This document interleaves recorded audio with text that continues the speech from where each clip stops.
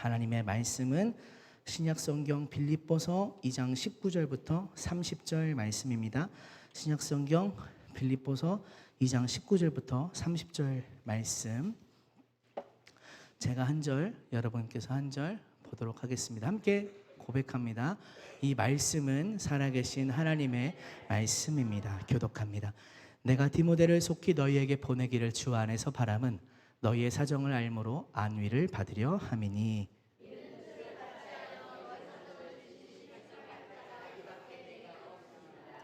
그들이 다 자기 일을 구하고 그리스도 예수의 일을 구하지 아니하되,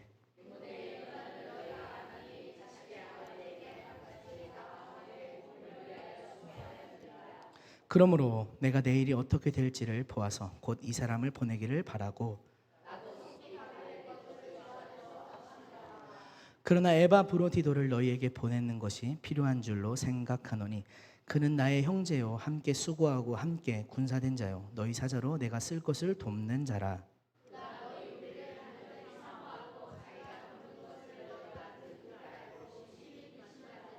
그가 병들어 죽게 되었으나 하나님이 그를 긍휼히 여기셨고 그뿐 아니라 또 나를 긍휼히 여기사 내 근심 위에 근심을 면하게 하셨느니라.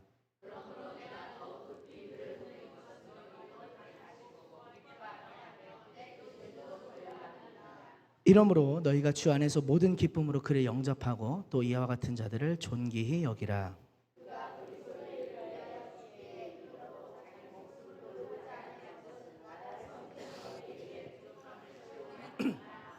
아멘. 오늘 함께 읽으신 빌립보서 2장 19절부터 30절 말씀을 본문으로 목회가 뭐예요? 라는 제목으로 말씀 나누고자 합니다. 사실 이 제목에 한 글자가 더 있어요. 1편이라는 뜻이죠. 오늘 한 가지 재미난 저의 이야기로 말씀을 좀 시작해 보려고 합니다. 저는 고등학교 3학년에 올라가는 겨울 방학 때 예수님을 인격적으로 만났습니다. 그러니까 2학년을 마치고 3학년을 가는 겨울 방학 때 예수님을 만나고 믿은 것이죠.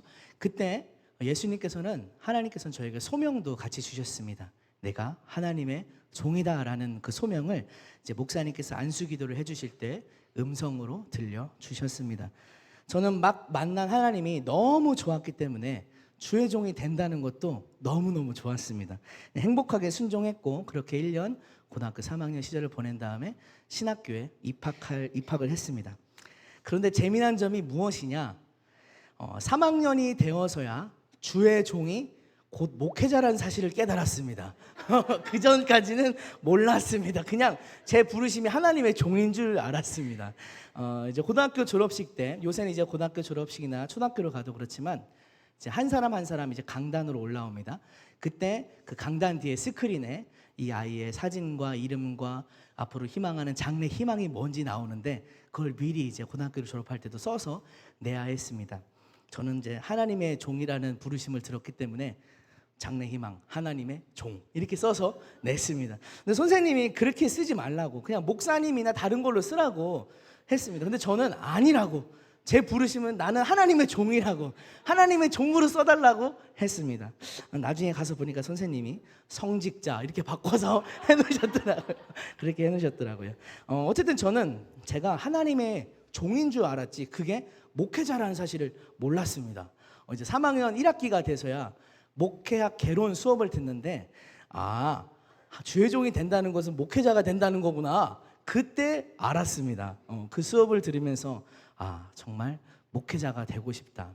하나님의 백성들 또 교회를 사랑하고 섬기는 그 목회자가 되고 싶다 생각하게 되었습니다. 하나님께서 고3 당시에는 제가 이해할 수 있는 그 수준에서 저에게 소명을 주셨지만 그것이 점차 발전해서 그것이 곧 목회자라는 구체적인 부르심으로 깨닫게 해주셨다라고 생각합니다. 그리고 제가 그 소명에 응답할 수 있게 하나님께서 은혜를 주셨다고 생각을 합니다. 그러면서 그때부터 3학년이 되어서야 비로소 그때부터 질문을 품게 됩니다. 목회란 무엇일까? 목회자가 된다는데 목회란 무엇일까? 생각해 보게 됩니다.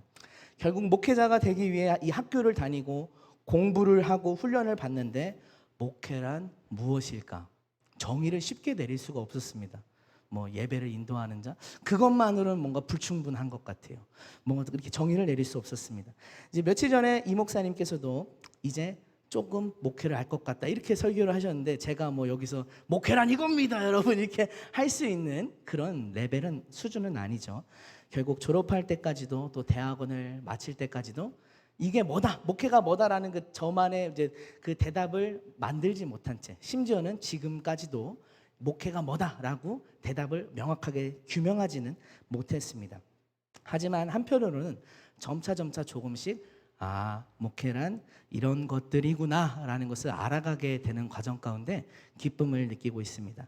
또한 앞으로, 지금은 명확하지 않더라도 앞으로 더욱 알려주실, 더욱 깨닫게 하실 하나님이 계시기 때문에 저는 행복하게 살아가고 있습니다. 오늘 말씀은 사실 그런 질문을 품고 살아가는 제가 저를 위해 준비한 설교라고 할 수 있습니다.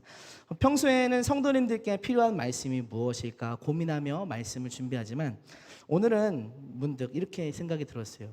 내가 나를 위한 설교, 나에게 하는, 내 마음속에 있는, 내 마음속에 필요한 그 설교를 준비해보자라는 생각이 들었습니다. 오늘은 제가 가슴에 품어야 할 그 말씀이 무엇일까 고민하면서 말씀을 준비했습니다. 비록 제가 다 알지도 못하는 목회란 무엇일까에 대해 논한다는 것은 어불성설이라고 할 수 있지만, 하나님의 말씀에서 목회가 무엇인지 또 찾아보고 그것을 저의 삶으로 만들기 위해 노력하는 이 마음으로 준비한 이 말씀을 저와 여러분이 함께 나누면서 모두에게 하나님께서 맞는 은혜를, 각 사람에게 맞는 은혜를 주시길 소망합니다. 참고로 1편인데요 2편은 언제 할지 모릅니다. 왜냐하면 하나님께서도 또 깨달음을 주셔야 그때 할 수 있기 때문에 언젠가 은혜를 나눌 기회가 있을 것이다 라고만 생각을 하게 됩니다. 그 전에 그 깨닫는 것보다 더 중요한 건 깨달은 그대로 살아내는 게 더 중요하겠죠. 저와 여러분이 이 말씀대로 살기를 소망하면서 오늘 말씀 같이 보겠습니다. 오늘 본문은 19절에서 사도 바울이 빌립보 교회에 디모데를 보내야겠다라고 말하면서 시작됩니다. 19절 말씀 같이 읽어보겠습니다. 함께 읽겠습니다. 시작. 내가 디모데를 속히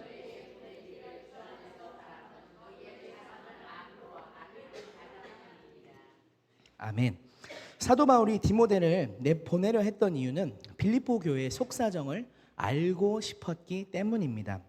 멀리 떨어져 있고 오랫동안 못 가봤기 때문에 잘 지내고 있는가, 믿음이 잘 유지되고 있는가, 그 속사정을 알고 싶어서 디모데를 보내고 싶었습니다. 그런데 사도 바울은 왜 직접 가지 않고 디모데를 보내려고 했을까요? 사도 바울이 투옥 중이었기 때문에, 감옥에 있었기 때문에 디모데를 보내려고 했습니다. 복음을 전하는 게 걸림이 돼서 감옥에 갇혀 있었습니다. 학자들이 추측하기로는 아마도 주후 62년이나 63년쯤에 로마 감옥에 갇혀서 이 빌립보서를 썼을 것이다 라고 생각합니다. 이때 같이 옥중에서 쓴 편지들을 옥중서신이라고 하는데 무엇이 있죠? 에베소서, 빌립보서, 골로새서, 빌레몬서가 있습니다. 이제 이 목사님께서 가르쳐 주시기로 감옥에서 써서 에고 빌빌이다 이렇게 하면서 외우자고 하셨었는데, 어쨌든 직접 못 가는 상황이니까 대신 사람을 보내는데 그 사람을 디모데를 보내겠다고 한 것입니다. 그러면 왜 하필 디모데였을까? 왜 하필 디모데였을까? 다른 사람이 아닌 디모데여야만 했던 이유를 함께 살펴보고자 합니다. 20절 말씀을 잠깐만 보아도 디모데만큼 너희 사정을 진실이 생각할 자가 없다라고 말씀하기도 하지만, 이미 이전에도 사도 바울은 이 디모데를 여러 차례 자신의 목회지의 후속 목회자로 보냈던 적이 있었습니다. 디모데전서 1장 3절을 보면 바울은 디모데를 에베소에 남겨두기도 했었습니다. 왜냐하면 1년 반 동안 목회하고 그곳을 떠나올 수밖에 없었는데 이제 남아서 그곳에서 다른 못다한 양육과 목양을 하도록 했던 것입니다. 또 고린도전서 4장 17절을 보면 바울이 고린도 교회에 말하기를 내가 곧 디모데를 보낼 테니까 디모데를 잘 받아주라, 맞아주라고 얘기합니다. 디모데가 자신이 했던 것처럼 자신이 가르쳤던 것을 다시 기억나고 생각하게 되리라고 말씀합니다. 이렇게 바울에게 있어서 디모데는 마치 잠언 25장 13절 말씀에 나오는 것처럼 여름 추수 때 얼음 냉수 같이 주인의 마음을 시원하게 해주는 그런 어떤 충성된 사자였습니다. 바울이 이렇게 많은 목회지에 디모데라는 사람을 후임 목회자로, 후속 목회자로 보냈다는 것은 반대로 얘기하면 그만큼 디모데가 바울의 목회 철학을 잘 이해하고 있었다라는 이야기가 됩니다. 설령 바울이 직접 못 가더라도 바울이 가서 했을 일들을 또 디모데가 알아서 바울의 마음에 알맞게 잘 일하는 사람이었다는 것을 보여줍니다. 그렇기 때문에 디모데를 살펴보면, 역으로 디모데의 모습을 살펴보면 바울의 목회 철학을 살펴볼 수 있고, 성경에서 말하는 목회란 무엇인지를 말씀에서, 하나님 말씀을 디모데를 통해 볼 수 있습니다. 오늘 본문에서 사도 바울이 디모데에 대해 무엇라고 설명하는지, 또 이어지는 에바브로 디도에 대해서는 무엇라고 설명하는지 같이 말씀을 살펴보면서 목회가 무엇인지 알아가길 원합니다. 첫 번째로 오늘 본문이 말씀하는 목회는 진실하게 살피는 것이 목회라고 말씀합니다. 20절 말씀을 다시 한번 같이 읽어보겠습니다. 시작.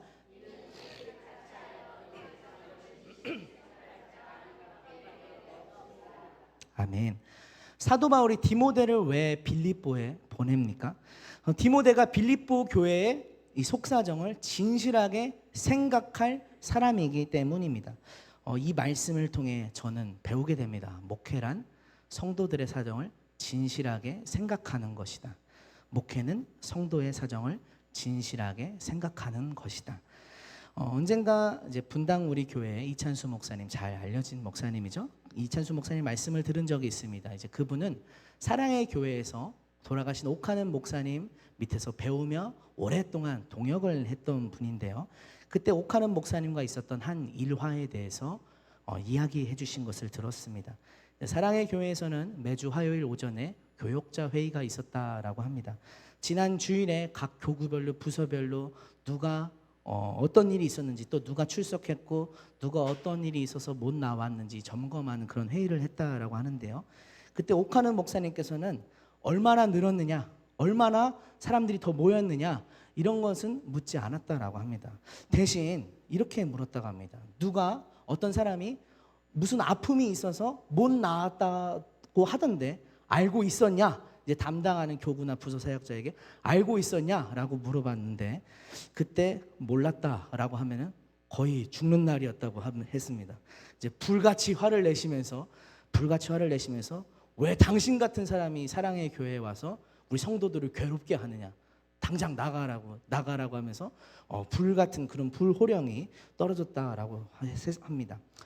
저는 이 이야기를 들으면서 생각했습니다. 나는 어떨까? 나는 어떻게 될까? 혼날 것만 같아서 무서웠습니다. 나는 과연 성도들을 진실하게 생각하고 살피고 있는가?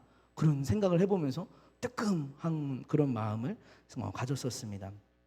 성도들의 사정을 진실하게 살피는 것, 그것을 목회라고 말씀하고 있습니다. 영적으로 별탈이 없는지, 또 육적으로 무슨 문제는 없는지, 혹여나 무슨 문제가 있다면 잘 살피고 마음을 쓰고 생각하고 기도하고 찾아가고, 이런 것들이 목회다라고 성경이 말씀합니다. 우리가 쓰는 말 중에 애지중지라고 하는 표현이 있죠. 이제 뭐 손가락에서 애지와 중지를 말하는 게 아니고 애지중지, 무엇인가를 매우 사랑하고 소중히 여긴다라는 것입니다. 저는 아직 부모가 되어보지 못했지만 부모님의 자녀를 향한 마음이 애지중지가 아닐까 생각합니다. 자녀를 매우 사랑하고 소중히 여겨서 때로는 건강하게 밥 먹는 모습만 봐도 흐뭇하고, 또 때로는 바르게 자라기를 바라서 잘못하면 엄하게 훈계하고, 이런 것들이 애지중지하는 그 부모의 마음이 아닐까 생각하게 됩니다. 목회가 무엇일까? 진실하게 성도를 대하는 게 무엇일까?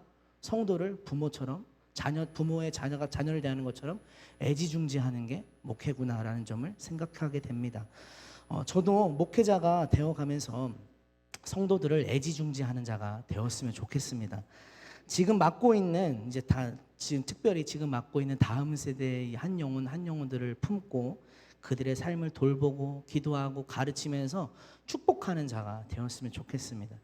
그런데 현실에서 제가 보여주는 모습이 제가 가진 이상에 못 미치는 것 같아서 너무나 많이 속상하기도 하고 또 죄송스럽기도 합니다. 사실 담임 목사님께서는 지나가는 이제 농담처럼 큰 교회 가서 배워라, 목사님에게 무엇을 배울 수 있겠느냐, 이렇게 농담처럼 말씀하시지만 저는 정말 담임 목사님께 배우고 싶은 게 있습니다. 뭐냐면 바로 성도를 진실하게 생각하고 진실하게 사랑하는 것입니다. 이건 제가 받은 것이기도 하고 제가 옆에서 본 것이기도 합니다. 저도 이제 어려서 목사님의 그 사랑을 받았기 때문에 이만큼 성장할 수 있게 되었다라고 생각합니다. 아마 여러분도 그렇다고 고백하실 것 같아요.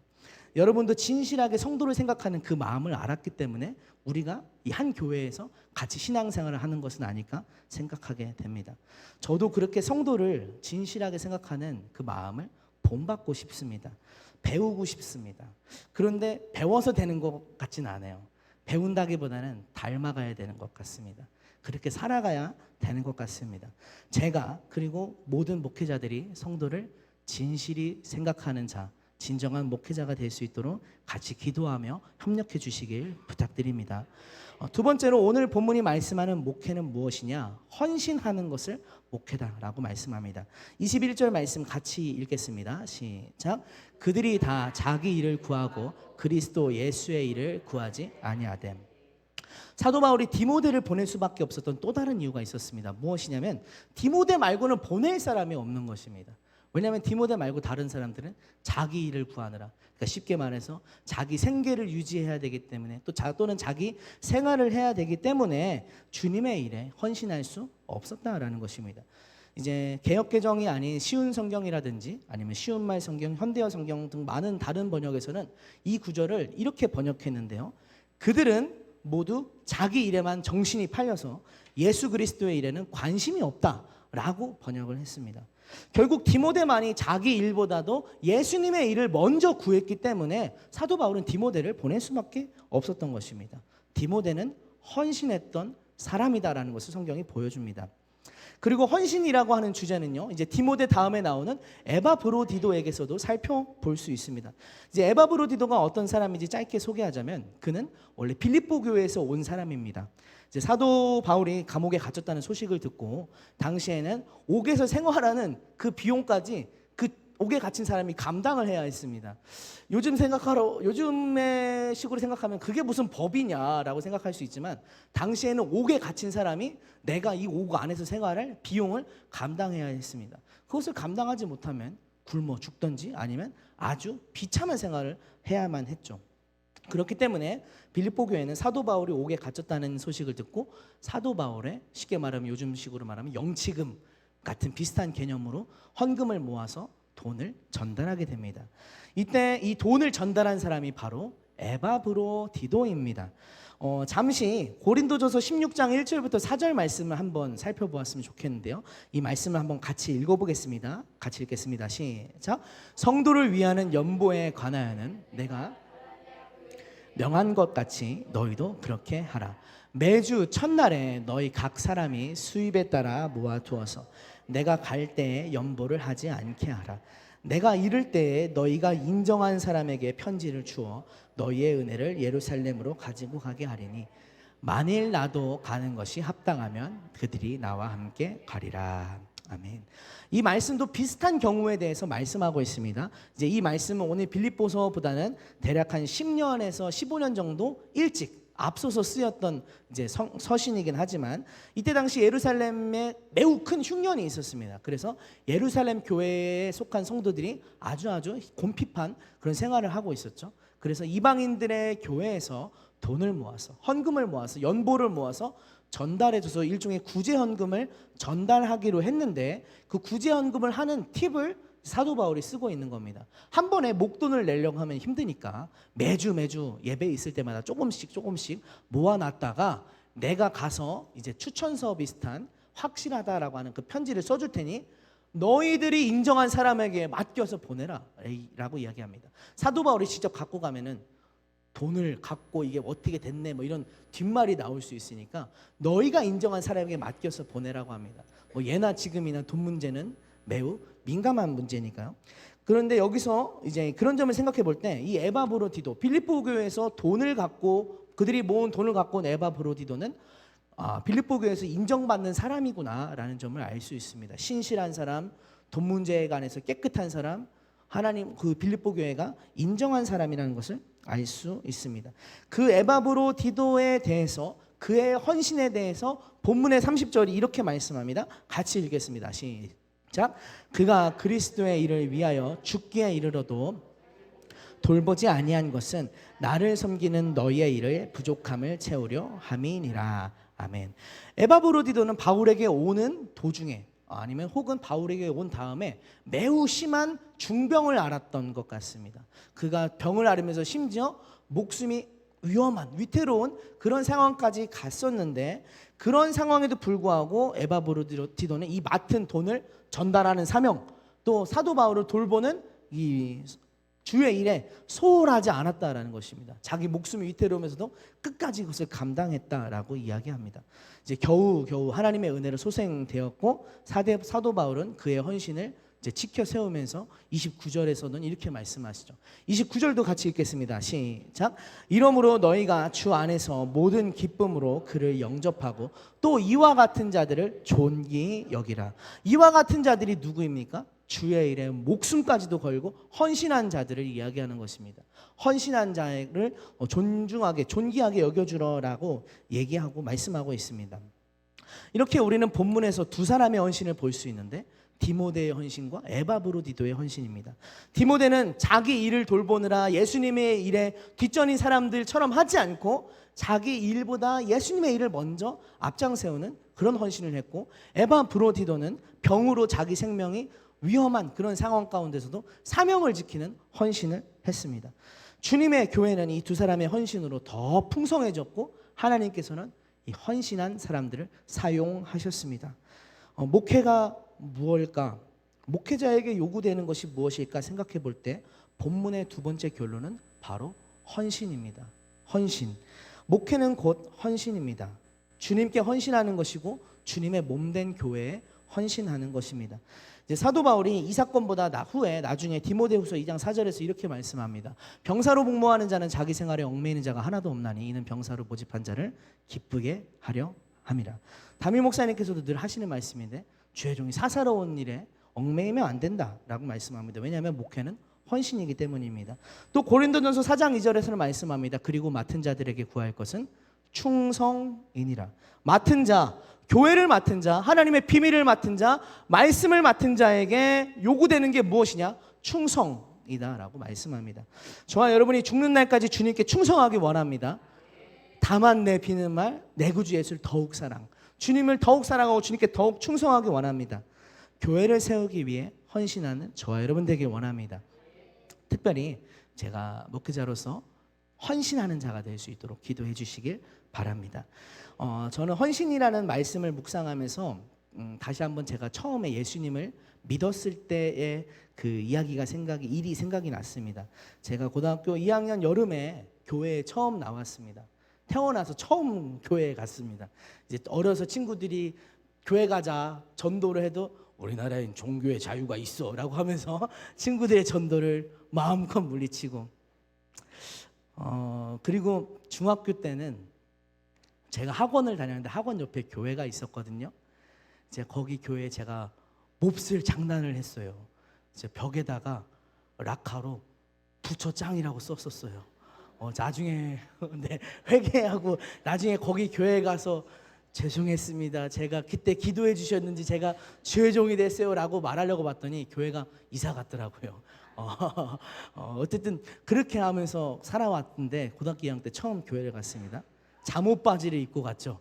엄마가 옷 사준다고 해서 그냥 못 이기는 척 한번 나오게 되었는데, 원래는 오전 예배만 드리고 가려고 했습니다. 근데 비가 와서 오후에 있었던 제 스케줄이 취소가 되면서 그냥 이따가 편하게 엄마 차 타고 가야겠다 싶어서 있었는데, 점심을 먹고 나니까 이제 그날이 마침 중고등부 헌신 예배의 날이었던 것 같아요. 이제 은진 집사님께서 당시에는 청년이었죠.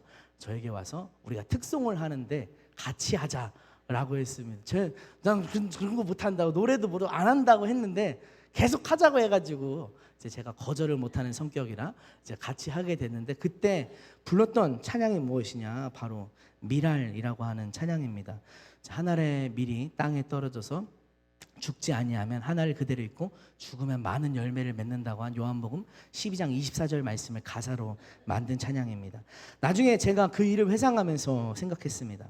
이 찬양을 내가 처음으로 부르게 하신 것이 하나님께서 나를 주의 종으로 목회자로 부르신 그 뜻과 관련이 있지 않을까. 나로 하여금 평생 이 찬양을 기억하면서 헌신하는 자로 살으라고 나에게 주신 게 아닐까, 그런 생각을 하게 되었었습니다. 미랄이 되는 게 주님의 종이고 미랄이 되어서 헌신하는 게 목회이기 때문입니다.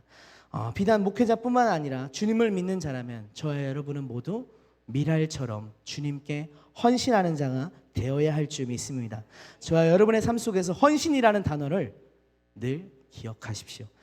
세 번째로 오늘 본문이 말씀하는 목회는 무엇이냐? 서로 사랑하는 것입니다. 조금 전에 에바브로디도가 죽을 병으로 죽을 위기를 넘겼다라고 했는데, 이때 에바브로디도와 빌립보 교회가 보여준 반응이 26절부터 28절에 나와 있습니다. 말씀 한번 같이 읽어보겠습니다. 시작. 그가 너희 무리를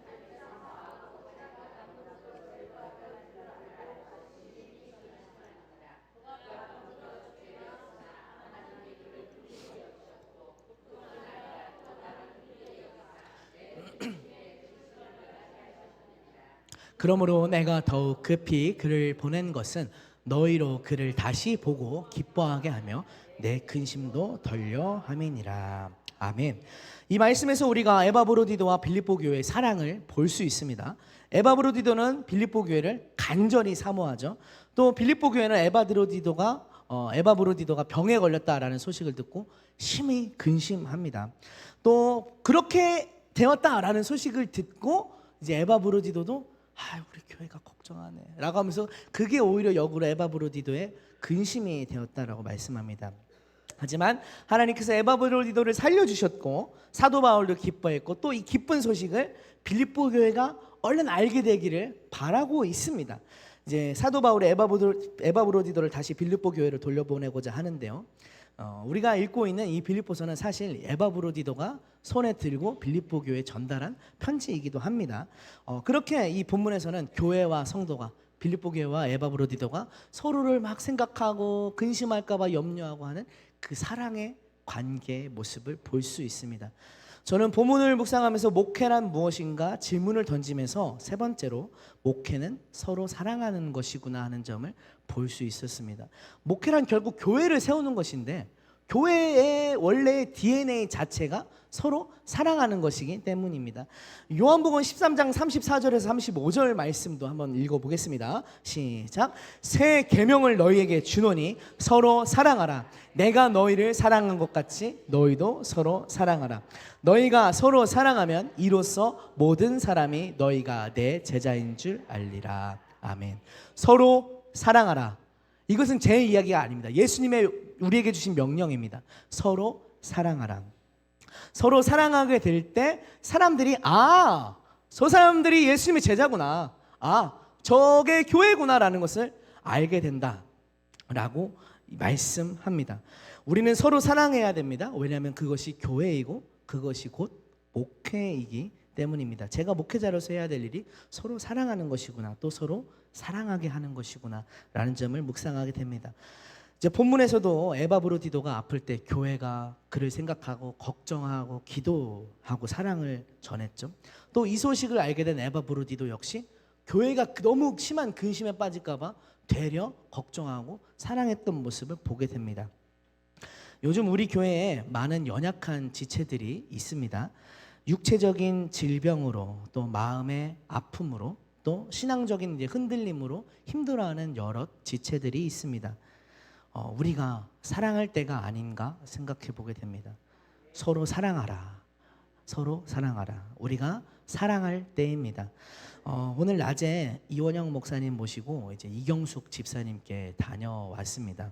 네, 그동안 마음이 많이 힘들어하셨던 것 같았습니다. 사역자들 보면서 어이구 이 사람 좋은 사람 이렇게 하시면서 얼마나 반갑게 이제 맞아주시는지, 이제 그러면서도 이제 눈물을 삼키시는 그런 모습을 좀 볼 수 있었습니다. 사랑은 어려울 때 더 필요한 것입니다. 저와 여러분이 사랑하면서 하나 될 때 그 사랑으로 우리 가운데 치유가 일어나는 줄 믿습니다. 목사님께서 늘 하시는 말씀이 떠나가라 떠나가라 큰 소리 친다고 귀신이 떠나가는 게 아니고 사랑 때문에 떠나가는 거다라고 말씀하는데, 우리가 사랑하는 것에 힘이 있는 줄 믿습니다. 저와 여러분이 지금 이때, 하나님이 주신 이때 서로 사랑함으로 교회를 세워가고 하나 되는 공동체를 세우길 소망합니다. 말씀을 정리하려 합니다. 오늘 말씀에서 우리는 두 인물을 살펴보았습니다. 먼저는 디모데고 또 한 사람은 에바브로디도입니다. 두 인물을 통해서 목회란 무엇인지 살펴보았습니다. 목회는 첫 번째로 성도를 진실하게 생각하는 것입니다. 두 번째로 목회는 헌신하는 것입니다. 세 번째로 목회는 서로 사랑하는 것입니다. 저는 이런 목회자가 되기 위해서 노력하면서 기도하며 살겠습니다. 그런데 이 세 가지를 삶에서 이루는 것은 비단 목회자만의 몫은 아닙니다. 모든 성도들에게, 모든 믿는 자에게 주어진 하나님의 명령입니다. 왜냐하면 주님의 몸된 교회를 돌보는 일은 모든 성도에게 주어진 하나님의 명령이기 때문입니다. 목회자와 마찬가지로 성도들은 성도를 진실하게 생각해야 합니다. 또 헌신해야 합니다. 또 서로 사랑해야 됩니다. 목회자를 도와서 협력해서 교회를 세워야 할 줄 믿습니다. 본문의 앞부분인 빌립보서 2장 1절부터 4절만 보아도 이 명령이, 이 세 가지 명령이 목회자에게만 주어진 것이 아니구나 라는 점을 볼 수 있습니다. 1절부터 2절을 먼저 보면요, 이렇게 말씀합니다. 그러므로 그리스도 안에 무슨 권면이나 사랑의 무슨 위로나 성령의 무슨 교제나 긍휼이나 자비가 있거든 마음을 같이하여 같은 사랑을 가지고 뜻을 합하며 한 마음을 품어라고 말씀합니다. 서로 사랑하라고 말씀합니다. 이 말씀은 목회자에게만 주신 게 아니라 모든 성도들에게 주신 것이나 서로 사랑하라고 말씀하고 있습니다. 또 3절 4절에서는 이렇게 말씀합니다. 아무 일에든지 다툼이나 허영으로 하지 말고 오직 겸손한 마음으로 각각 자기보다 남을 낮게 여기고 각각 자기 일을 돌볼 뿐더러 또한 각각 다른 사람들의 일을 돌보아 나의 기쁨을 충만하게 하라. 각각 자기 일뿐 아니라 다른 사람들의 일을 돌보라고, 헌신하라고 말씀합니다. 또 다른 사람들의 일을 돌보는 것, 즉 진실하게 서로를 살피며 생각하라고 말씀하고 있습니다. 그러니까 앞서서 살펴보았던 진실하게 성도를 생각하는 것, 또 헌신하는 것, 서로 사랑하는 것은 목회자의 몫만은 아니다. 모든 성도들에게 주신 주님의 말씀이다라는 것을 살펴볼 수 있습니다. 이 말씀 앞에서 우리는 얼마나 교회를 살피고 있는지, 헌신하고 있는지, 사랑하고 있는지 되돌아보는 저와 여러분 되기 원합니다. 이 말씀 뒤에 이어지는 말씀이 있습니다. 아주 많이 알려진, 잘 알려진 말씀인데 빌립보서 2장 5절이 이렇게 말씀합니다. 너희 안에 이 마음을 품으라. 곧 그리스도 예수의 마음이니. 예수님의 마음을 품는 것은 저기 멀리 뭔가 동떨어진 상황 가운데 주어지는 그 명령이 아닙니다. 예수님의 마음을 품는 것은 뭔가 다른 사람보다 더 높은 경지에 영적인 수준을 도달하기 위해서 해야 되는 것이 아닙니다.